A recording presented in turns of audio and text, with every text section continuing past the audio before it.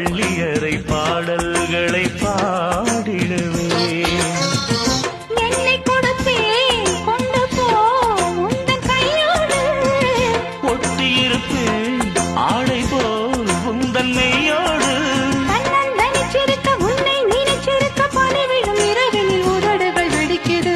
சின்ன சின்ன செய்தி சொல்லி வந்ததொரு ஜாதி மல்லி, ஆனமல காத்தடிக்கும் தோப்போரம் ஆசமனம் பாடுதொரு தேவாரம்.